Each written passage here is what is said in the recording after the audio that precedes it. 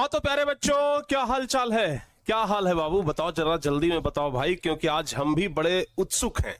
आज हम भी बहुत ही तगड़े तरीके से पूरे जोश में और पूरी ऊर्जा के साथ, पूरी तैयारी के साथ आए हैं।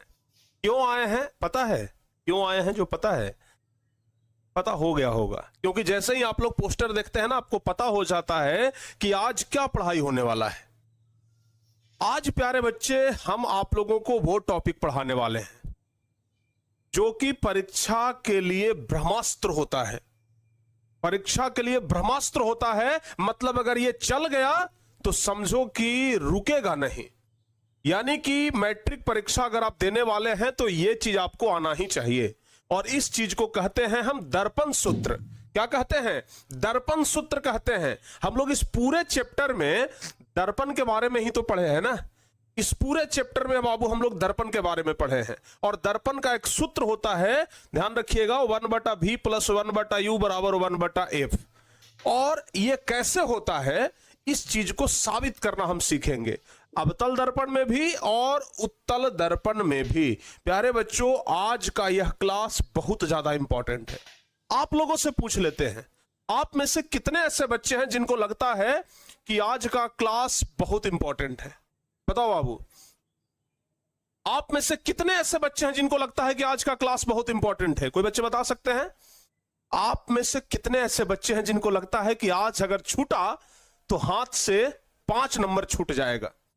कल जो हम आपको क्लास करवाए थे F = R/2, वह भी बहुत इंपॉर्टेंट था। वह भी अगर छूटा तो 5 नंबर छूटा। देखो बाबू, प्रत्येक साल परीक्षा में या तो F = R/2 सिद्ध करने के लिए पूछेगा, या फिर 1/f = 1/u + 1/v सिद्ध करने के लिए पूछेगा।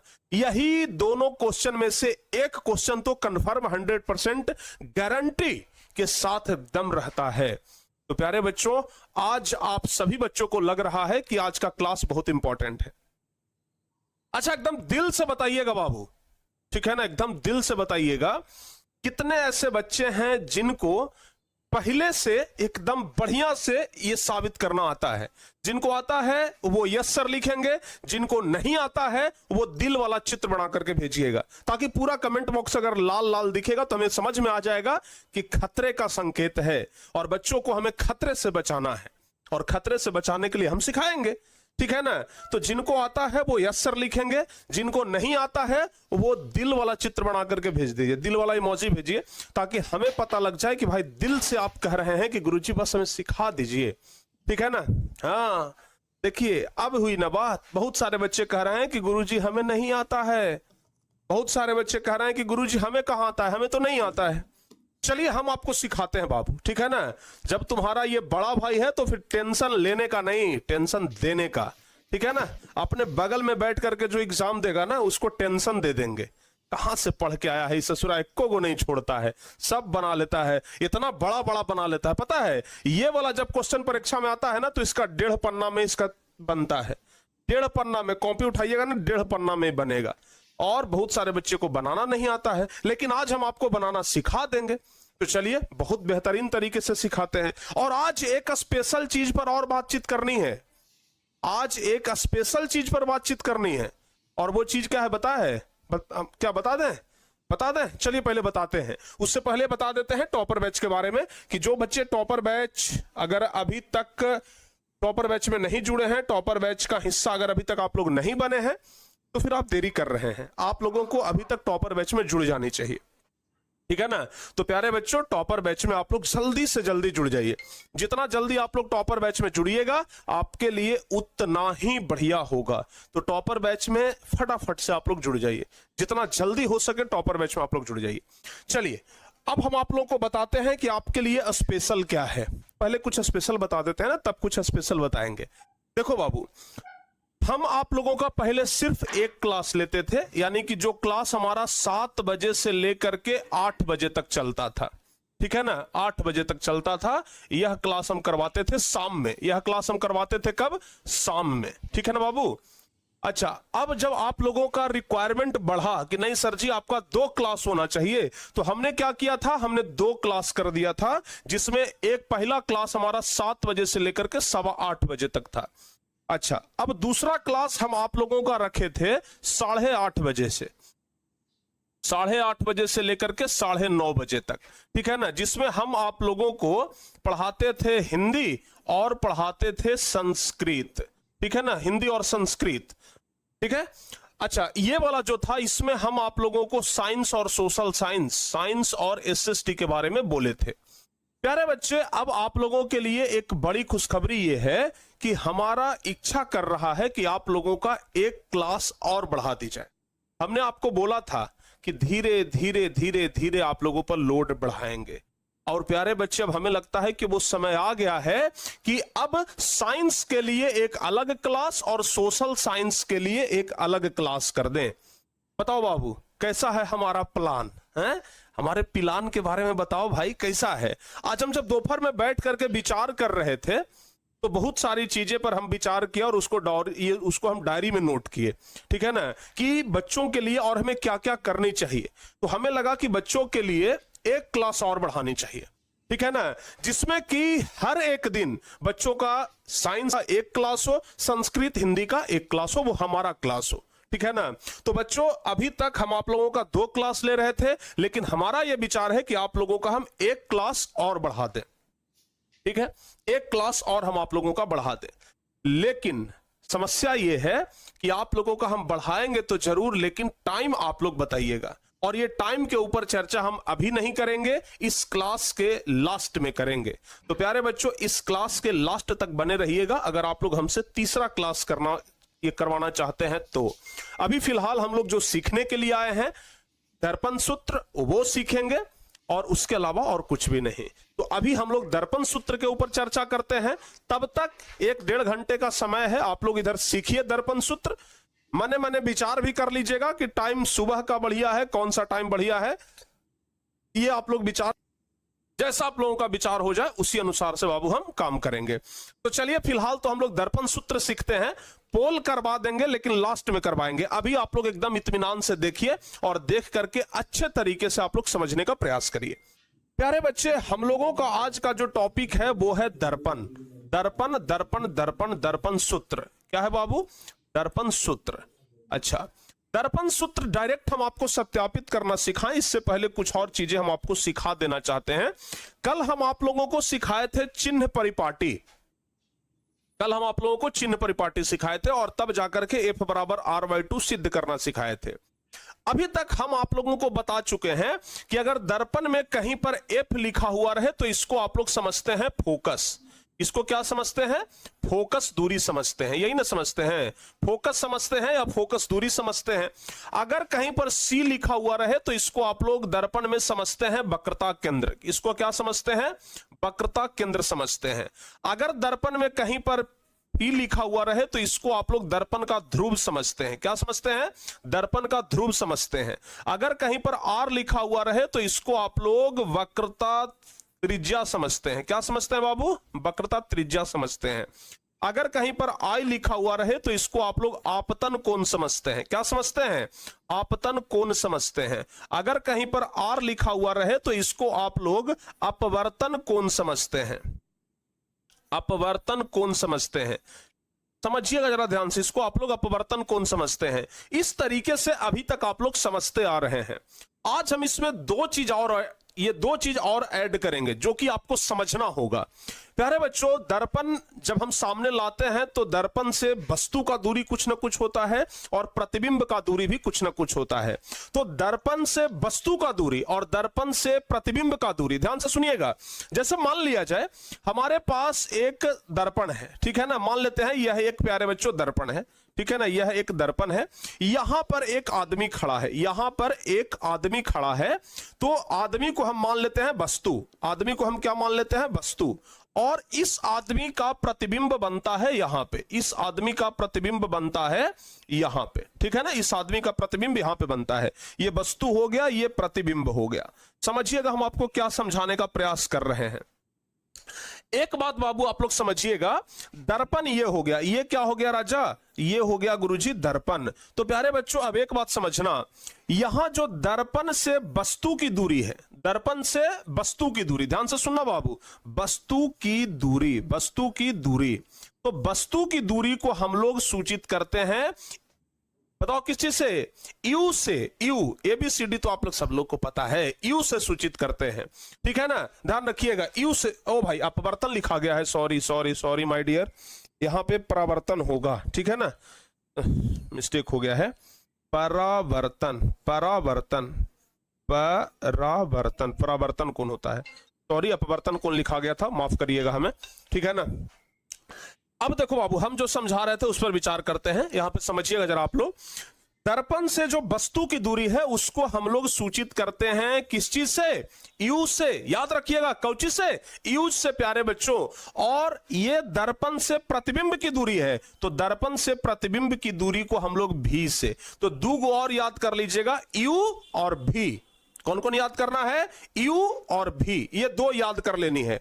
आज हो सकता है कि ये क्लास लंबा चले, हो सकता है कि हिंदी वाला क्लास में हम लोग घुस जाएं, हो सकता है कि हिंदी वाला क्लास को आज मिस करना पड़े, लेकिन आज इस क्लास को जितना भी लंबा करेंगे हम, जितना भी लंबा करें वो जाने देंगे, लेकिन आपको सिखा देंगे, समझिएगा बस ध्यान से। तो यहां पे दो चीज याद रखिएगा, वस्तु की दूरी को यू से और प्रतिबिंब की दूरी को भी से। तो प्यारे बच्चों यहां पे आप लोगों को दो चीजें समझनी है, अभी तक हम लोग इतना समझते आ रहे थे, अब इसमें दो ऐड कर लीजिएगा।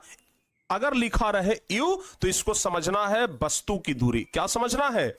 वस्तु की दूरी। क्या समझना है? वस्तु की दूरी। और अगर लिखा रहे भी तो इसको समझना है प्रतिबिंब की दूरी। क्या समझना है बाबू? इसको समझना है प्रतिबिंब की दूरी।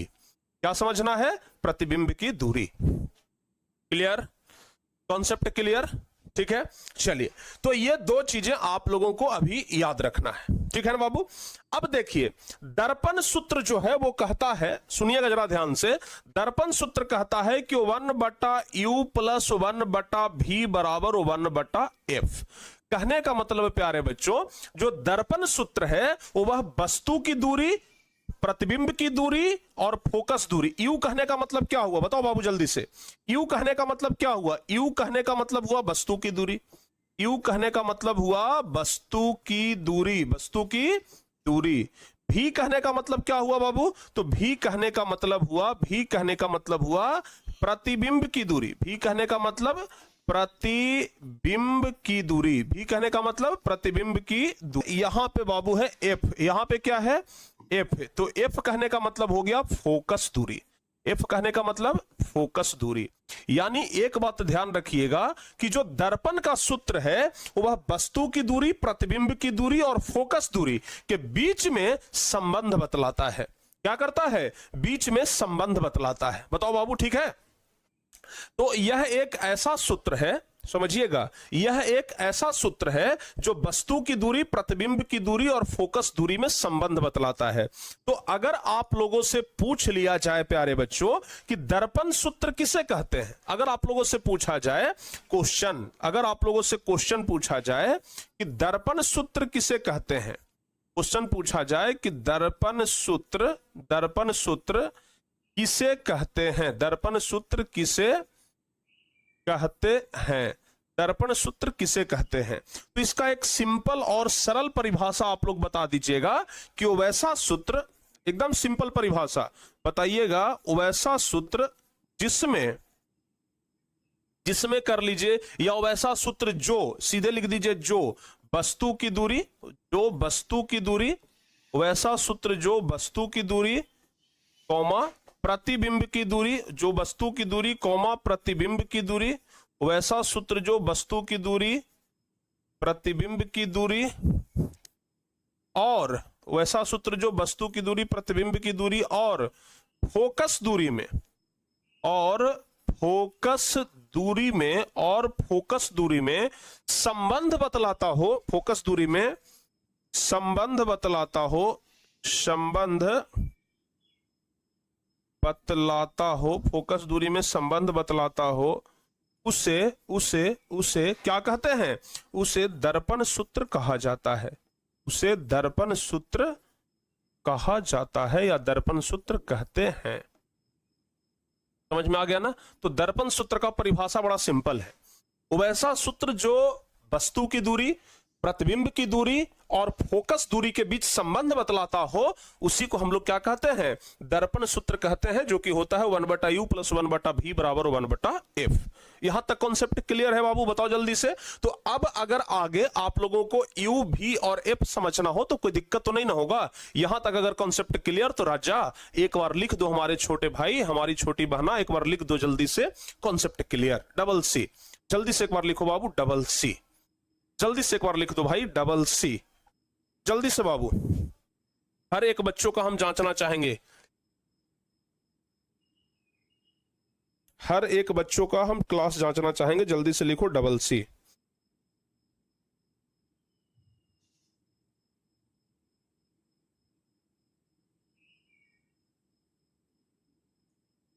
सब बच्चों का यहां तक कॉन्सेप्ट क्लियर है?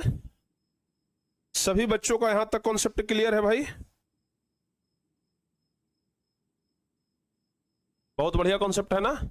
चलिए, कोई दिक्कत तो अब नहीं ना है बाबू, कोई दिक्कत अब नहीं ना है। चलिए, बहुत बढ़िया। अब हम लोग सीधे आते हैं दर्पण सूत्र पर। सत्यापित करने के लिए प्यारे बच्चों हम आप लोगों को सीधे सिखाते हैं। परीक्षा में क्वेश्चन आएगा, अवतल दर्पण में सिद्ध करें। परीक्षा में क्वेश्चन आएगा, परीक्षा में क्वेश्चन आएगा। क्या क्वेश्चन आएगा?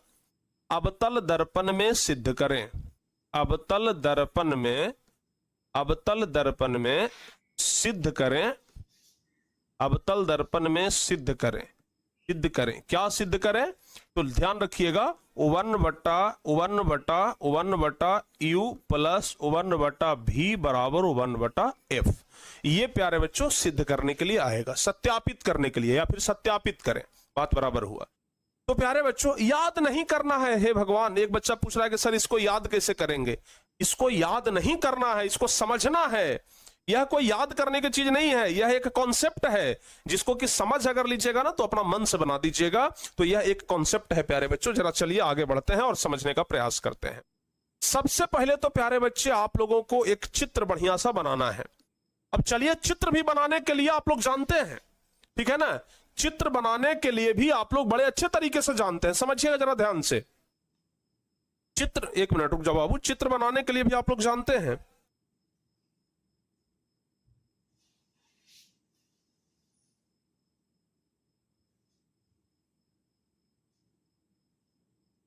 समझ में आ गया बाबू? समझिएगा चित्र किस तरीके से हम लोग बनाएंगे। सबसे पहले एक अवतल दर्पण लेंगे, एकदम बढ़िया से आराम से चित्र बनाना है। चित्र बनाने पर ना नंबर मिलता है, अगर चित्र छोड़ दीजिएगा नंबर कट जाएगा, तो इसलिए बड़े आराम से चित्र बनाना है। ये प्यारे बच्चे हम लोग क्या कर दिए, एक अवतल दर्पण ले लिए। अब अवतल दर्पण में हम लोग क्या करते हैं कि एक प्रधान अक्ष ले लेते हैं। चलिए, अवतल दर्पण में हम लोग क्या किए, एक प्रधान अक्ष ले लिए। अब क्या करते हैं, जब प्रधान अक्ष हम लोग ले लिए, समझिएगा जरा ध्यान से, अवतल दर्पण में प्यारे बच्चे हम लोग क्या किए, एक प्रधान अक्ष ले लिए, ठीक है ना। अब हम लोग क्या करेंगे, अब हम लोग क्या करेंगे कि प्रधान अक्ष तो ले लिए। अब प्यारे बच्चे सबसे पहला प्रक्रिया है, सबसे पहला प्रक्रिया है यहां पे कि इसके समांतर एक किरण आएगा, यानी कि प्रधान अक्ष के समांतर एक किरण आएगा। प्रधान अक्ष के समांतर एक किरण आएगा। और अब बताओ बाबू, यह किरण कहां से होकर के गुजरेगा? चलिए पहले नाम लिख लेते हैं। यह अपना ध्रुव P हो गया, यहां पर प्यारे बच्चों मान लेते हैं वक्रता केंद्र C हो गया, और यहां पे कहीं पे F आ जाएगा, यानी फोकस दूरी F हो जाएगा। इतना तो आप लोग समझते हैं ना? हाँ, इतना तो आप लोग समझते हैं ना बाबू? चलिए, है ना, यहां तक तो आप लोग समझ गए ना। अब प्यारे बच्चों, अब यहां से क्या करेंगे, ये कहां से होकर के गुजरेगा, पहले तो आप लोग हमें ये बता दीजिए, ये जो किरण है, यह किरण कहां से होकर के गुजरेगा? फोकस से। वाह, क्या बात है भाई, एकदम ऐसे ही जवाब देते जाइए आप लोग। यह जो किरण है कहां से गुजरेगा बाबू? यह किरण जो है यह फोकस से होकर के गुजरेगा। यह कहां से गुजर गया? फोकस से होकर के गुजर गया। प्यारे बच्चों यह किरण कहां से गुजरा, फोकस से। बड़ा प्यार से हम लोग चित्र बनाएंगे क्योंकि चित्र का बड़ा महत्व होता है। चित्र अगर बढ़िया से बन गया ना तो समझिए कि हमको पूरा नंबर मिलेगा। अगर चित्र बढ़िया से नहीं बना तो फिर बाबू मान लेना कि नंबर मतलब हमारा कट जाएगा। और जब भी चित्र बनाना तो चित्र जो है ना वो पेंसिल से बनाना, इस बात का आप लोग खास ख्याल रखिएगा कि जब भी चित्र बनाएंगे तो चित्र जो है हम लोग क्या चीज से बनाएंगे, पेंसिल से हम लोग चित्र बनाएंगे। कभी भी ये ब्लू पेन या ब्लैक पेन से चित्र बनाने का प्रयास बिल्कुल मत करिएगा, ये हमेशा ध्यान रहे। चलिए यहां तक समझ में आया, कोई बात नहीं, बहुत बढ़िया प्यारे बच्चों। लेकिन इसमें वस्तु तो हम लिए ही नहीं, डायरेक्ट चित्र बना दिए। चलिए ऐसा करते हैं ना, इसको फिर से एक बार बनाने का प्रयास करते हैं। हम फिर से आपको बताते हैं, फिर से हम आप लोगों को बताते हैं। थोड़ा वक्रता केंद्र को और बड़ा कर लेते हैं। अगर चित्र बड़ा रहेगा ना तो हमको समझने में बड़ा आसानी होगा, तो थोड़ा ना इसको हम बड़ा कर लेते हैं। चलिए यहां पे हम इसको बड़ा कर लिए, ठीक है। और हम यहां पे इसको मान लेते हैं प्यारे बच्चों, इसका नाम रख देते हैं ध्रुव P। यहां पे हम मान लेते हैं कि वक्रता केंद्र है अपना अपना अपना अपना, यहां पे वक्रता केंद्र आएगा, यहां पे वक्रता केंद्र C आएगा और यहां पे कहीं पर प्यारे बच्चों F आएगा, ठीक है ना। एक वस्तु है जो C और अनंत के बीच में कहीं पर रखा हुआ है, समझिएगा, बड़ा प्यार से हम लोग चित्र बना रहे हैं। एक वस्तु है यहां पे रखा हुआ है, मान लेते हैं कि एक वस्तु है जो यहां पे रखा हुआ है, ठीक है। यहां पे एक वस्तु है, वस्तु का नाम भी रख देते हैं, वस्तु का नाम है AB। वस्तु का नाम क्या है, AB। समझ में आ रहा है। वस्तु कहां पर रखा हुआ है बाबू, वस्तु कहां पर रखा हुआ है, C और अनंत के बीच में, यानी कि वक्रता केंद्र और अनंत के बीच में वस्तु है। अब आप लोग सबसे पहले तो हमें बताइए, एक मिनट के अंदर बताइए कि अगर वस्तु C और अनंत के बीच में हो, यानी कि वक्रता केंद्र और अनंत के बीच में हो, तो वस्तु कहां पर बनेगा, इसका प्रतिबिंब कहां पे बनेगा। आप लोग को हम बता चुके हैं, किरण आरेख बताए है ना। अब आप लोग बताइए, अगर कोई वस्तु अवतल दर्पण के सामने C और अनंत के बीच में हो, यानी वक्रता केंद्र और अनंत के बीच में हो, तो प्रवर्तन के बाद वह वस्तु का प्रतिबिंब कहां पर बनेगा। आप लोगों को जितना जल्दी हो सके जवाब बताना है। फिलहाल हम लोग यहां पे चित्र बनाते हैं, ठीक है ना। फिलहाल हम लोग यहां पे चित्र बनाते हैं। चलो बाबू, यहां से प्रकाश का किरण ऐसे आएगा, ठीक है ना। प्रकाश का किरण आया और प्रवर्तन के बाद कहां से गुजरेगा, प्रवर्तन के बाद यह फोकस से होकर के गुजरेगा ऐसे। प्रवर्तन के बाद यह फोकस से होकर के गुजरेगा। क्लियर है बाबू। देखिए सब बच्चे लिख रहे हैं F पर बनेगा, नहीं रे भाई, C और F के बीच बनेगा। एक दो बच्चे सही जवाब दे रहे हैं। यहां से प्यारे बच्चे हम आप लोगों को हर एक चीज बताए थे, कैसे आप लोग भुला गए भाई, बताओ बाबू। इतना प्यार से आपको बताया हुआ चीज आप लोग भुला गए, कैसे भुला गए हैं। इसका प्रतिबिंब कहां पर बनेगा, प्रतिबिंब यहां पे बनेगा। समझना जरा ध्यान से, इसका प्रतिबिंब यहां पे बन गया।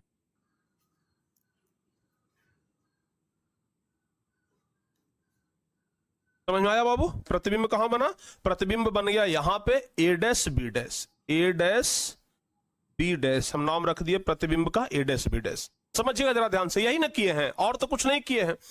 यहां पे एक वस्तु है, समझिएगा जरा ध्यान से, यहां पे एक वस्तु है जिसका प्रतिबिंब जो है वो कहां बन रहा है, यहां पे बन रहा है A डैश B डैश। समझ में आ गया भाई, बताओ जल्दी से। नहीं समझ में आया, नहीं समझ में आया। चलिए इसका कलर चेंज कर देते हैं ताकि आप लोगों को एकदम क्लियरली समझ में आ जाए कि कौन वस्तु है और कौन प्रतिबिंब है। चलिए अब तो समझ में आ गया होगा क्लियर। यह एक वस्तु है, समझना बाबू, फिर से समझा रहे हैं। चित्र का असली खेल है, अगर चित्र बना लिए तो समझ में आ जाएगा। हम आप लोगों को किरण आरेख बता रहे थे तो वहां पे समझाए थे ना अवतल दर्पण में कि अगर कोई वस्तु को C और अनंत के बीच में, यानी कि वक्रता केंद्र और अनंत के बीच में रखेंगे तो प्रवर्तन के बाद उसका प्रतिबिंब C और F के बीच में बनेगा, जो कि उल्टा होगा, वस्तु से छोटा होगा और वास्तविक प्रतिबिंब होगा। यही ना बताए थे कि नहीं बताए थे। तो प्यारे बच्चों यहां तक आप लोगों को सब कुछ समझ में आ गया है। अब यहां पे एक चीज और समझिएगा, यहां पे हम ना एक लंब डाल दे रहे हैं प्यारे बच्चों, ताकि आप लोगों को समझने में आसानी हो, ठीक है ना। एक्चुअल में यहां पे हम लंब इसलिए डाल रहे हैं, समझिएगा जरा ध्यान से। हम यहां पे क्या किए हैं कि एक लंब डाल दिए हैं, समझिएगा। अब देखो बाबू, लंब हम इसलिए डाले हैं, हम इस बिंदु का नाम रख देते हैं N, इस बिंदु का नाम रख देते हैं N, ठीक है ना। और AB ध्यान रखिएगा, N, ये AB एक वस्तु है, A डैश B डैश प्रतिबिंब हो गया, ठीक है ना। यह एक आपतित किरण है, यह एक आपतित किरण है, यह प्यारे बच्चों प्रवर्तित किरण है, यह भी एक आपतित किरण है, और यहां पे आप लोग देख रहे हैं यह प्रवर्तित किरण। यहां तक। अच्छा, ये दर्पण का भी नाम रख देते हैं एम डैश।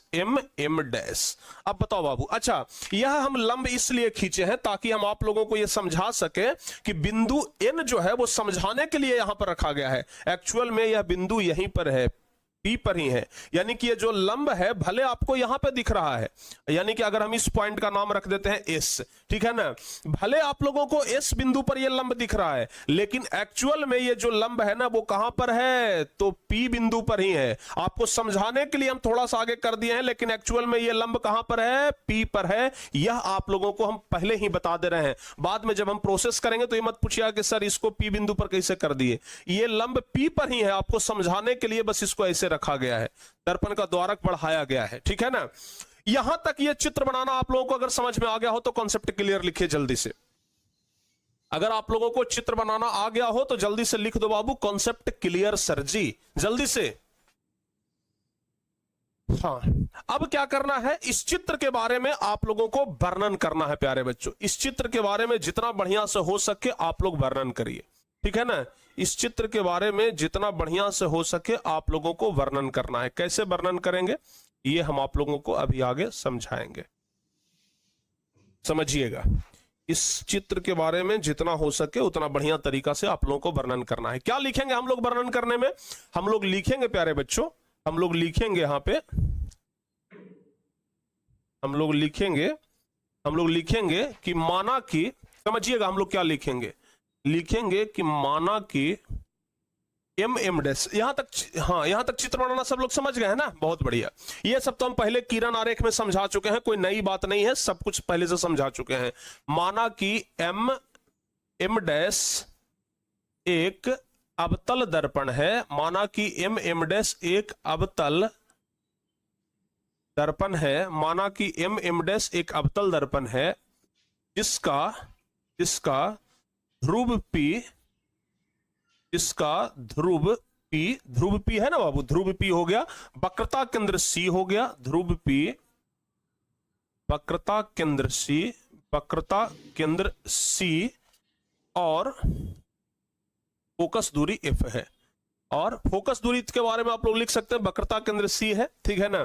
फोकस दूरी के बारे में नहीं भी लिखेंगे तो ठीक है, लिखेंगे वक्रता केंद्र C और AB एक वस्तु है, लिखेंगे AB एक वस्तु है, AB एक वस्तु है। अभी तक हम लोग जो चित्र में है वही लिख रहे हैं।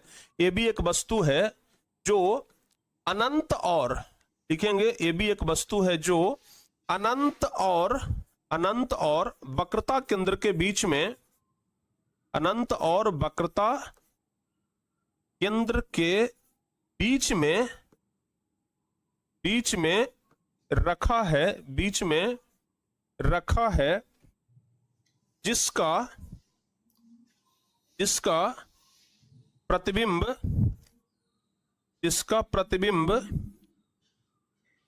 A dash B dash C और F के बीच में, A dash B dash C और F के बीच में बनता है, C और F के बीच में बनता है, जैसा कि चित्र में दिखाया गया है, जैसा कि चित्र में दिखाया गया है, जैसा कि चित्र में दिखाया गया है, दिखाया गया है। समझना बाबू, अभी तक हम लोग कुछ नहीं किए हैं, बस चित्र बनाए हैं और जो चित्र में दिखाई दे रहा है उसको हमने यहां पे लिख दिया है। समझ में आ गया ना बाबू। बस यहाँ पे जो हम चित्र बनाए हैं एक बार में समझिएगा, ऐसा ना कि दोबारा हमको फिर बताना पड़ जाए, क्योंकि बड़ा लंबा है और दोबारा बताएंगे तो एक ही बो में 1 घंटा पार कर जाएगा, फिर बड़ा दिक्कत होगा, ठीक है ना। समझिएगा जरा ध्यान से।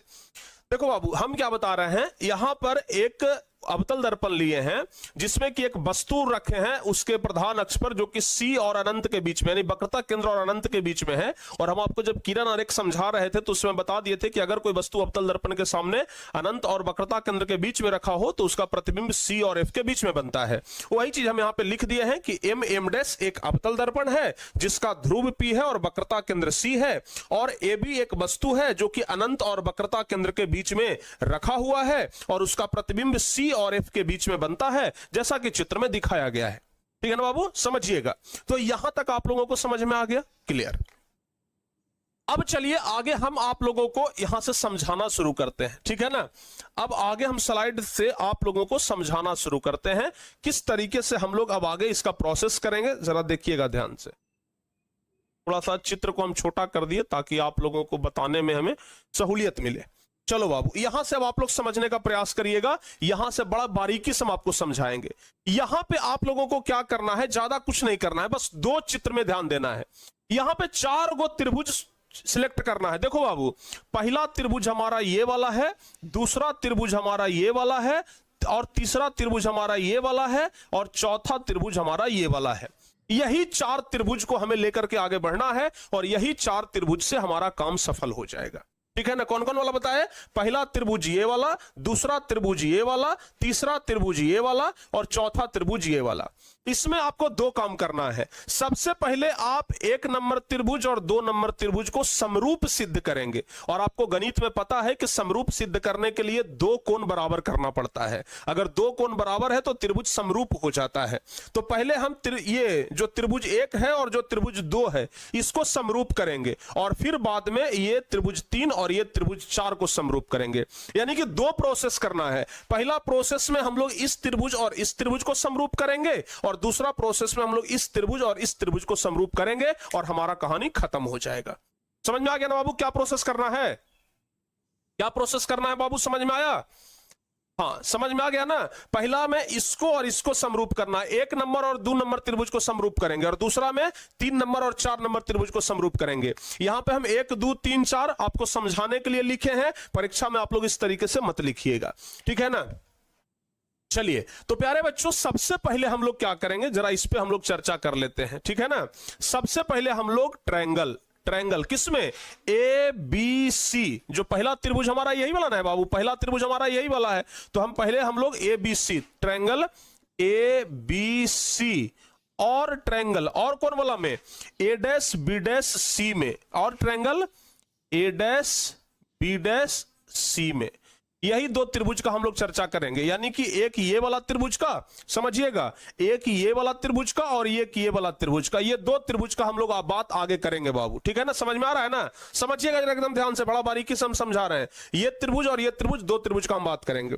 आप लोग देखो बाबू, सबसे पहले तो आप लोग जरा यहां पे देखिएगा, यहां पे यह वाला कोण समकोण है, और इस त्रिभुज में यह वाला कोण समकोण है। अगर हम प्यारे बच्चों, अगर इस त्रिभुज को नाम रख दें कोण 1, और यहां पे जो आप ये त्रिभुज देख रहे हैं, इस त्रिभुज का नाम हम रख दें कोण 2, ठीक है ना।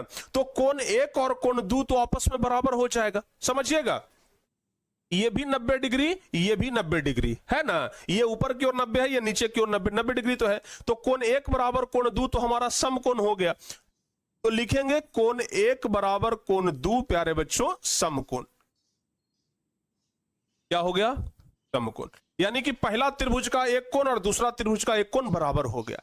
अब हमें दूसरा कोण ढूंढना है जो कि बराबर निकल जाए। बताओ बाबू कौन सा, देख ले आप लोग, जरा गौर फरमाइएगा प्यारे बच्चों, यहां पे, ठीक है ना, ये वाला कोण और ये वाला कोण, ये दोनों आपस में बराबर है। और कैसे बराबर होगा बाबू, आपको बताए थे कि अगर ये A dash B dash C में, और triangle A dash B dash C में, यही 2 त्रिभुज का हम लोग चर्चा करेंगे। यानी कि एक ये वाला त्रिभुज का, समझिएगा, एक ये वाला त्रिभुज का और एक ये वाला त्रिभुज का, ये 2 त्रिभुज का हम लोग बात आगे करेंगे बाबू, ठीक है ना। समझ में आ रहा है ना, समझिएगा एकदम ध्यान से, बड़ा बारीकी से हम समझा रहे हैं। ये त्रिभुज और ये त्रिभुज, 2 त्रिभुज का हम बात करेंगे।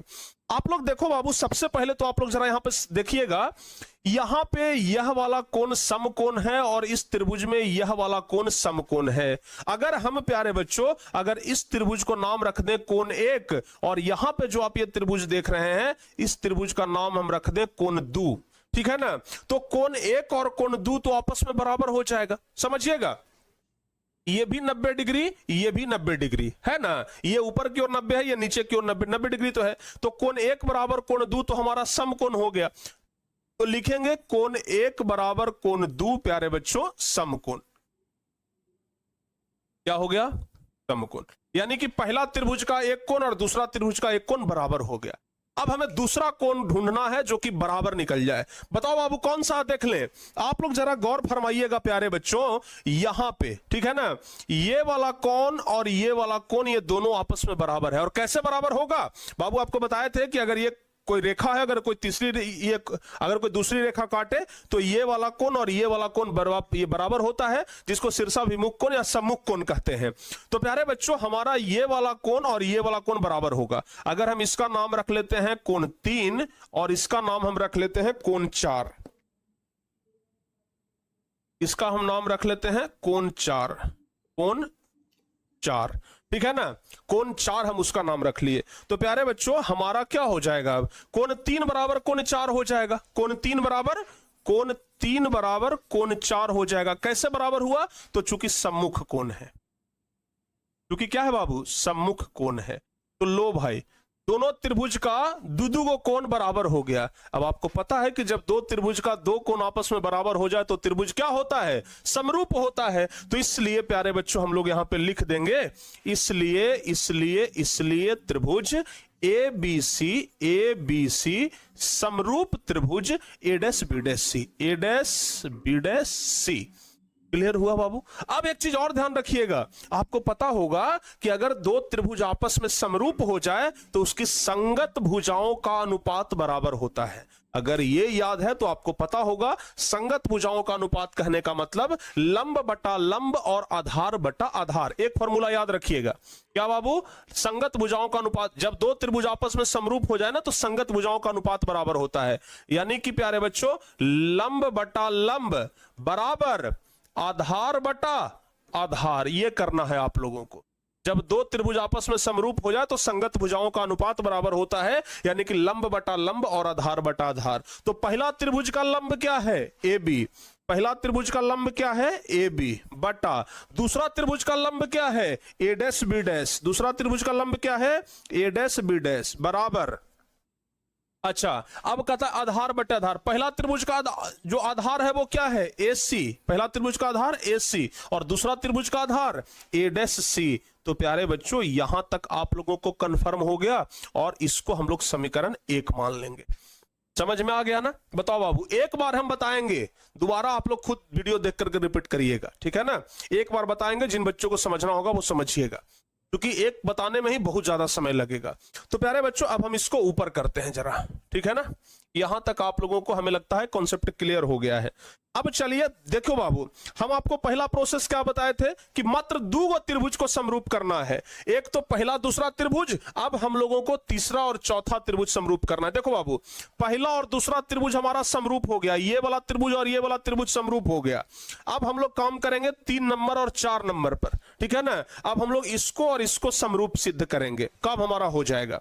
तो अब त्रिभुज हम लोग चलेंगे अलग, अब लिखेंगे अब त्रिभुज, अब त्रिभुज, अब किसमें किसमें चलना है बाबू, ये छोटका में और ये केकरा में, A dash B dash F, समझिएगा, और एन एफ एस, ये दोनों त्रिभुज में चलना है। तो लिखेंगे अब त्रिभुज एन एफ एस और त्रिभुज ए डैश बी डैश एफ में, इसमें ए डैश बी डैश एफ में। बस जिस प्रकार से इसको समरूप किया ना उस प्रकार से उसको भी समरूप कर देंगे हम लोग। प्यारे बच्चों कैसे करेंगे जरा समझिएगा, जरा ध्यान से, ठीक है ना। समझना बाबू जरा ध्यान से, आप लोग कैसे करेंगे हम लोग जरा समझिएगा।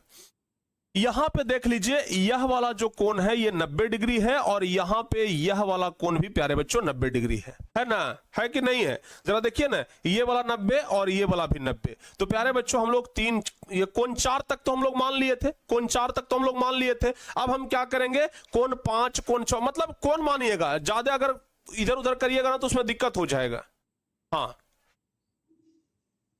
ठीक है ना बाबू। तो हम क्या करते हैं, इसको कोण मानते हैं, इसको मान लेते हैं हम कोण 5, इसको क्या मानते हैं हम इस कोण को मान लेते हैं कोण 5, ठीक है ना।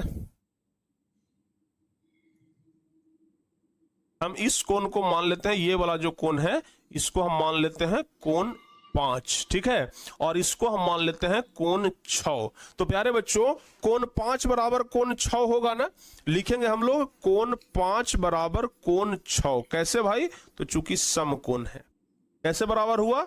तो चूंकि समकोण है। अब एक तो बराबर हो गया।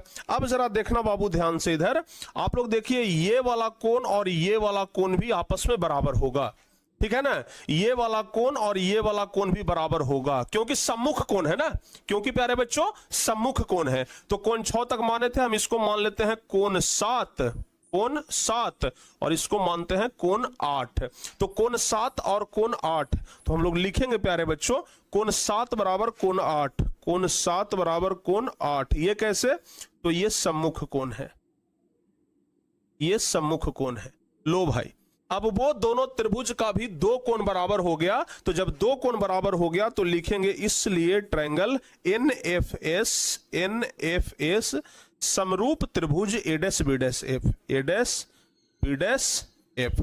फिर से वही करेंगे, जब 2 त्रिभुज समरूप है तो संगत भुजाओं का अनुपात बराबर होगा, यानी कि लंब बटा लंब और आधार बटा आधार। तो लंब बटा लंब, तो प्यारे बच्चों इस त्रिभुज का लंब है NS और इस त्रिभुज का लंब है A डैश B डैश। तो हम लोग लिखेंगे NS बटा A डैश B डैश बराबर आधार बटा आधार क्या होगा? आधार है FS, आधार है FS बटा इसका आधार है A डैश F। देखिए इसका आधार है A डैश F, इसका आधार है A डैश F, इसका आधार क्या है?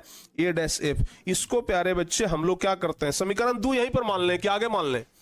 लंब बटा लंब और आधार बटा आधार तो समझ गए ना, इसको हम समीकरण 2 नहीं मानते हैं। एक स्टेप और आगे बढ़ाते हैं तब हम समीकरण 2 मानेंगे। जरा समझना बाबू आप लोग, एक स्टेप आगे बढ़ते हैं हम लोग।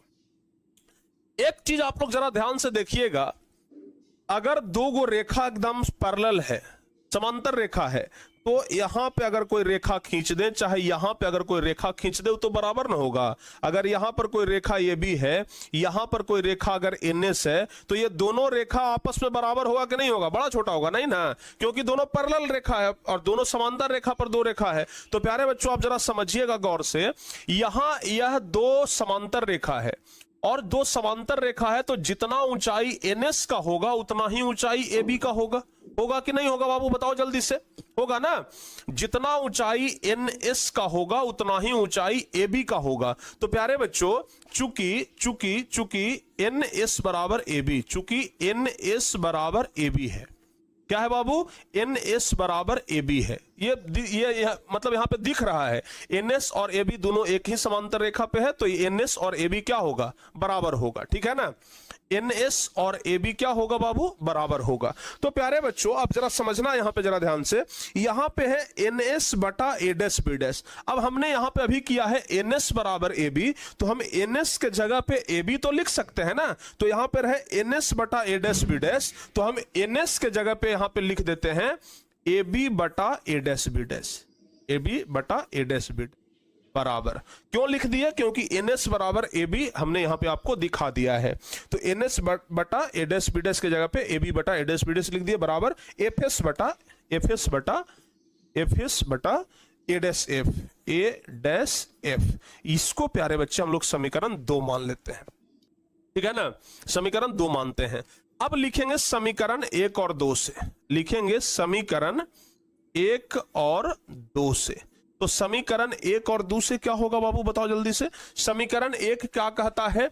AB बटा A डैश B डैश। समीकरण 2 कहता है AB बटा A डैश B डैश। तो LHS दोनों का बराबर है, तो RHS भी बराबर होगा। तो AC बटा A डैश C लिखेंगे, AC बटा A डैश C, AC बटा A डैश C बराबर FS बटा A dash F, A dash. यहां तक बाबू आप लोगों को सब कुछ समझ में अगर आ गया हो तो बता दीजिए। क्या लिख दिया हम? AC बटा A डैश C बराबर FS बटा A डैश F। यहां तक बाबू समझ में आ गया आप लोगों को? बताओ जल्दी से, समझ में आ गया ना? बताओ बाबू। चलिए अभी एक चीज जरा आप लोग गौर फरमाइएगा, अभी जस्ट हम आप लोगों को कुछ देर पहले ही बताए थे प्यारे बच्चों कि यह जो NS है वो एक्चुअल में NP पर है, ये जो S बिंदु है वो एक्चुअल में S बिंदु जो है वो कहां पर है? P पर है। अभी बताए थे ना कि ये लंब हम इसलिए खींच रहे हैं ताकि आप लोग को दिखा सके, एक्चुअल में ये S बिंदु कहां पर है? P पर है। तो प्यारे बच्चों लिखेंगे कि चूंकि दर्पण का द्वारक छोटा है, चूंकि दर्पण का द्वारक क्योंकि दर्पण का द्वारक छोटा है, क्योंकि दर्पण का द्वारक छोटा है, इसलिए NS NP पर होगा, इसलिए NS NP पर होगा, NP पर होगा। तो प्यारे बच्चों अब जरा समझना आप लोग, अगर यह NS बिंदु कहां पर है, यहां पर है, ये जो S बिंदु आप लोग देख रहे हैं ना, एक्चुअल में यहां पर है, P पर है, यानी कि जितना दूरी F से S का होगा उतना ही दूरी F से P का होगा, यानी कि SF बराबर PF होगा, होगा कि नहीं बाबू? SF बराबर PF। अब आपको बता रहे हैं कि S बिंदु ओरिजिनल में P पर है, यानी कि ये दूरी और ये दूरी, यहां से यहां का दूरी और यहां से यहां का दूरी दोनों बराबर है, तो FS बराबर PF हो जाएगा। लिखना बाबू, लिख देंगे FS बराबर PF या फिर SF बराबर PF। SF बराबर, ध्यान से सुनिएगा, SF बराबर PF, ठीक है ना, FS बराबर PF। ये चीज आप लोगों को ध्यान रखना है। FS बराबर PF, यहां तक समझ में आ गया ना? अब आते हैं यहां पे। अब यहां पे प्यारे बच्चों FS है, तो FS के जगह पर हम लोग PF लिख सकते हैं, FS के जगह पर PF लिख सकते हैं ना, क्योंकि यहां पे FS है तो FS के जगह पर PF लिख देंगे। तो हम सेम यही चीज को लिखते हैं, ये वाला चीज को हम अगले स्लाइड में लिखते हैं बाबू, ठीक है ना? सेम हम इस चीज को अगले स्लाइड में लिखते हैं, जरा समझिएगा जरा ध्यान से।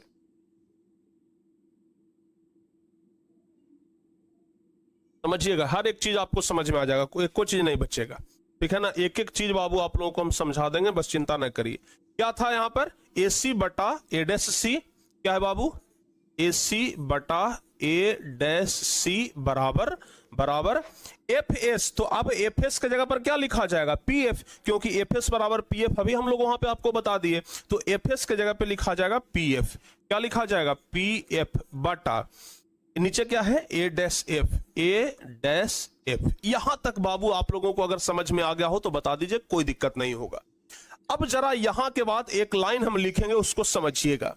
यहां पर क्या है? AC, समझना बाबू, AC कहां पर है? ये और C, ये वाला दूरी है बाबू, ये वाला दूरी समझिएगा आप लोग जरा ध्यान से। अभी यहां पे लिखते हैं ये वाला दूरी, ये वाला दूरी हमको निकालना है। कैसे निकलेगा? देखो बाबू, अगर हम लोगों को ये दूरी निकालना है तो ये पूरा में से इतना हम लोग घटा देंगे, आराम से निकल जाएगा। जैसे समझिए ना आप लोग इस तरीके से कि PA है, एक रेखा है, ये है P, ये है A और बीच में है प्यारे बच्चों C। हम लोगों को सिर्फ इतना का दूरी निकालना है, तो हम लोग इस समूचे में से इतना घटा देंगे, आराम से निकल जाएगा हमारा। यानी कि अगर हम लोगों को निकालना है CA, अगर हम लोगों को CA निकालना है तो आराम से हम लोग कर सकते हैं PA माइनस PC। क्या कर सकते हैं? PA माइनस PC कर सकते हैं, कोई दिक्कत है नहीं है। तो यहां पर बाबू क्या है? AC, यहां पे क्या है? AC। तो यहां पे A और C का दूरी निकालना है, तो हम लोग PA माइनस PC कर देंगे। क्या करेंगे? PA minus PC। तो लिख देंगे AC के जगह पर हम लोग लिख सकते हैं PA माइनस PC बटा, अब है A', बाबू यहां से यहां का दूरी हम लोग को निकालना है। तो जानते हैं कि सभी दूरियां ध्रुव से मापी जाती है, चिन्ह परिपाटी में हम आपको बताए थे ना कि सभी दूरियां ध्रुव से मापी जाती है। तो हम लोगों को A' का दूरी निकालना है, तो हम लोग PC माइनस PA' कर देंगे तो निकल जाएगा। लिख देंगे PC माइनस PA' बराबर, अब है प्यारे बच्चों PF जो है वो PF को हम लोग PF रहने देंगे, क्योंकि वो तो फोकस दूरी है, बटा A', ये वाला दूरी निकालना है, तो PA' में से PF घटा देंगे, PA' में से PF हम लोग घटा देंगे। यहां तक बाबू आप लोगों का क्लियर हो गया होगा। अब यहीं पे हम लोग देख लेते हैं चिन्ह परिपाटी, समझना बाबू जरा ध्यान से। यहीं पे हम लोग जरा देख लेते हैं चिन्ह परिपाटी, यहीं पे लिखेंगे चिन्ह परिपाटी से, चिन्ह परिपाटी से। यहां पर क्या है? PA, समझिएगा एक एक चीज हम आपको बड़ा गौर से समझाएंगे। PA हम लोगों को निकालना पड़ेगा, PA, और क्या है बाबू? PC हम लोगों को निकालना पड़ेगा, PC, PA' हम लोगों को निकालना पड़ेगा, और क्या निकालना पड़ेगा? PF निकालना पड़ेगा। अब आप लोग हमें यह बताओ बाबू, आप लोगों को कल हम बताए थे कि दर्पण के बाईं ओर की सभी दूरी धनात्मक होती है कि ऋणात्मक? आप लोग बताओ जल्दी से। अगर कोई दर्पण है, अगर ये दर्पण है, तो दर्पण से बाईं ओर की दूरी धनात्मक कि ऋणात्मक? आप लोग को कल बताए थे ना कि दर्पण से बाईं ओर की सभी दूरी ऋणात्मक होती है। दर्पण से बाईं ओर की सभी दूरी ऋणात्मक होती है, कल बताए थे ना। दर्पण से बाईं ओर की सभी दूरी ऋणात्मक होती है, कल आपको बताए थे। तो प्यारे बच्चों यहां पर है PA, तो PA ये क्या है? वस्तु की दूरी, क्योंकि यहां पर ध्रुव से हम लोग वस्तु की दूरी को मापेंगे, सभी दूरी को हम लोग ध्रुव से ही मापते हैं, कल ही हम आपको समझाए थे। तो प्यारे बच्चों यहां पे कह रहा है कि PA यानी कि PA ये क्या है बाबू? वस्तु। तो वस्तु की दूरी, अभी आपको बताए हैं कि वस्तु की दूरी को हम लोग लिखते हैं किस चीज से? U से, लेकिन चूंकि यह दर्पण के बाईं ओर है तो यह ऋणात्मक होगा, -U हो जाएगा प्यारे बच्चों, ठीक है ना। अब चलते हैं PC, तो P और C ये क्या है बाबू? वक्रता केंद्र है ना भाई। अब आप लोग ये भी बताना पड़ेगा है? और अच्छा, वक्रता केंद्र जानते हैं कि फोकस का दुगना होता है, यानी कि फोकस का दुगना होता है वक्रता केंद्र। F बराबर R/2, R बराबर 2F समझा चुके हैं। तो वक्रता केंद्र फोकस का दुगना होता है, तो यहां पर लिखा हुआ है PC। तो प्यारे बच्चे ये फोकस का दुगना दूरी हो जाएगा। फोकस का दुगना दूरी कहने का मतलब 2F हो जाएगा। चूंकि दर्पण के बाईं ओर है तो ये ऋणात्मक वैल्यू होगा -2F। अब है PA', PA' ये प्रतिबिंब की दूरी है। PA' क्या है? प्रतिबिंब की दूरी। तो प्रतिबिंब की दूरी को हम लोग प्यारे बच्चों क्या चीज से लिखते हैं? V से, लेकिन दर्पण के बाईं ओर है तो ये -V हो जाएगा। और लास्ट में है PF आपको समझाया है कि अवतल दर्पण में फोकस दूरी क्या होता है? ऋणात्मक होता है। अच्छा, यहां पे थोड़ा सा मिस्टेक हुआ है, -V यहां पे होगा बाबू, एक मिनट। यहां पे -V, यहां पे था -V, तो माइनस प्लस हो जाएगा ना। यहां पे -V था, देख लीजिए यहां पे -PA', तो यहां क्या था? PC, तो PC का वैल्यू पुट कर दिया -2F, माइनस का चिन्ह था तो माइनस, PA' -V था तो -V, तो माइनस ये प्लस हो जाएगा। यहां पे क्या हो जाएगा? प्लस हो जाएगा। थोड़ा सा एक मिस्टेक करिएगा आपका काम गड़बड़ा जाएगा बाबू, ठीक है ना। इसलिए आप लोगों को कहीं पर भी मिस्टेक नहीं करना है। यहां पर -2F और +V हो गया, क्लियर। अब इसको तिरछा तिरछी गुना करेंगे। कैसे गुना होगा बाबू? चलिए तिरछा तिरछी गुना करते हैं। -U गुने -V, तो माइनस प्लस, और U में V से गुना करेंगे तो UV। चलिए अब आगे बढ़ते हैं। अब -U में +F से गुना करेंगे।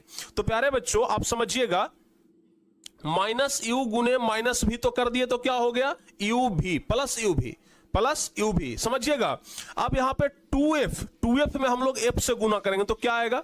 या फिर 2F में पहले V से करते, पहले दोनों में V से कर लेते हैं, फिर ये दोनों में F से करेंगे। तो यहां पे प्लस और माइनस, प्लस माइनस क्या हो जाएगा? माइनस, और 2F और गुने V, तो 2FV हो गया, ठीक है ना।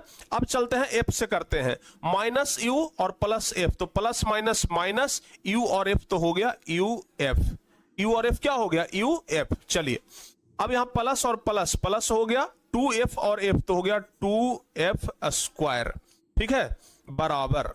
यहां पे बराबर का चिन्ह देंगे। अब प्यारे बच्चों इसमें इससे गुना करेंगे तो देखिए माइनस और माइनस क्या हो गया? प्लस, माइनस प्लस, 2F और F से गुना करेंगे तो 2F² आएगा, और माइनस प्लस हो गया, प्लस माइनस, V और F से गुना करेंगे तो VF आएगा। बस इतना ही प्यारे बच्चे हम लोगों को करना है। अब इसको हम लोग नीचे कैलकुलेट करते जाते हैं, कैसे कैसे क्या होता है जरा देख लेते हैं। इधर क्या है बाबू?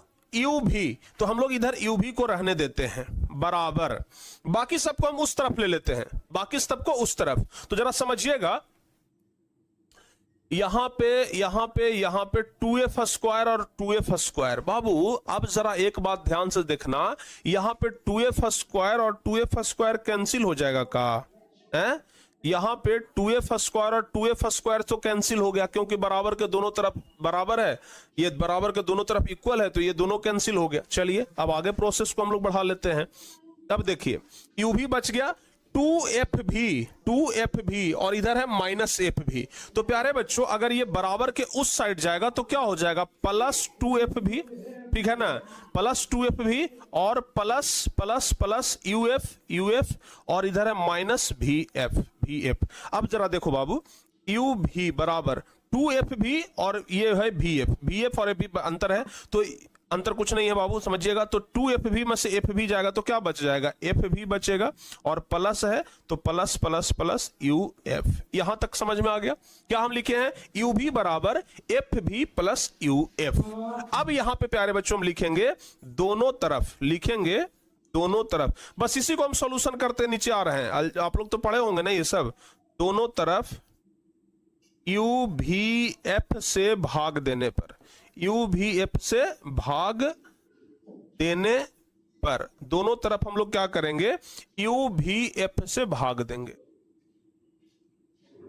समझिएगा।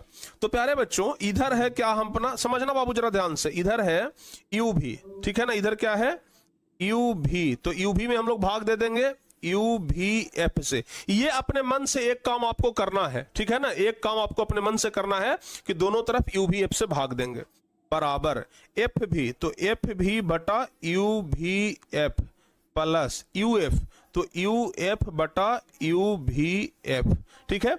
अब काट दीजिए इसको बाबू आप लोग, UV से UV कट गया, VF से VF कट गया, UF से U और F कट गया, तो क्या बच गया, बच गया ऊपर में 1 बटा F बराबर, यहां पर बच गया 1 बटा U प्लस 1 बटा V। देखो तो बाबू यही ना साबित करना था हम लोगों को, प्रूव्ड हो गया भाई, ये क्या हो गया, प्रूव्ड हो गया। तो प्यारे बच्चों यही ना हम लोगों को साबित करना था। बताओ बाबू, ये एक लंबा प्रोसेस है जिसमें कि आप लोगों को अच्छे तरीके से बनाना पड़ेगा।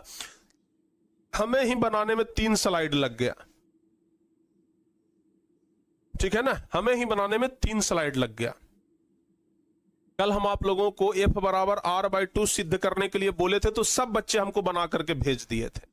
आज प्यारे बच्चे आप लोगों को होमवर्क में ये देंगे, हैं, ठीक है ना, थोड़ा सा दिमाग का इस्तेमाल करना है बाबू। सबसे पहला जो काम है आप लोगों को यही है कि ये दोनों त्रिभुज को समरूप करिए और ये दोनों त्रिभुज को समरूप करिए। सबसे पहला काम तो आपका यही है, और हम यहां तक यही किए हैं। दोनों त्रिभुज को पहले ये त्रिभुज को समरूप किए, और उसके बाद थोड़ा सा इधर मिट गया ना,